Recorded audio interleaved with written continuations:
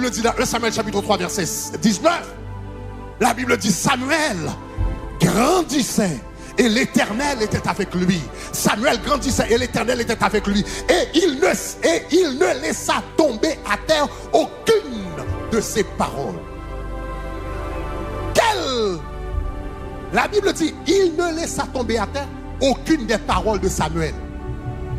En d'autres termes, si Samuel disait quelque chose, même si ce n'était pas une révélation de la part de l'Éternel, si Samuel venait devant Sœur Carole et dit le Seigneur va te bénir l'année prochaine avec une nouvelle maison, même si le Seigneur ne l'avait pas dit, le Seigneur va la matérialiser parce que Samuel l'a dit. La Bible dit l'Éternel ne laissait aucune des paroles de Samuel tomber par terre. L'enfant est devenu un grand prophète. Anne est bénie et Samuel est béni parce qu'elle avait mis Dieu en premier dans sa famille. Samuel devient un grand porte-parole établi parce que Dieu a été mis en premier. Élie a honoré ses fils et il a perdu ses fils. Anne a honoré Dieu et Dieu a élevé son fils.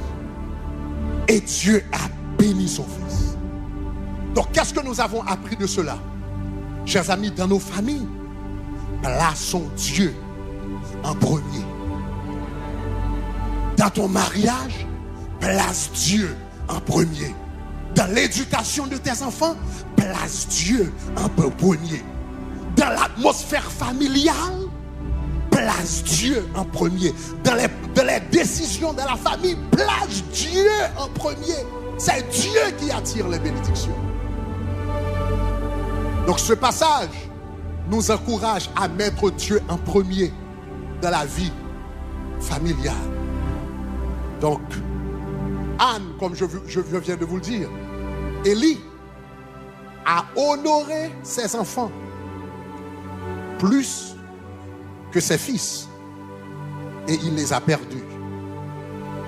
Mais Anne a honoré Dieu plus que son fils et elle a eu beaucoup plus de fils et le fils a été béni. Donc nous autres qui sommes là en tant que parents aujourd'hui, si nous aimerions que nos enfants brillent comme Samuel a brillé en Israël, si tu veux que cet enfant brille comme Samuel a brillé, n'accorde pas la priorité.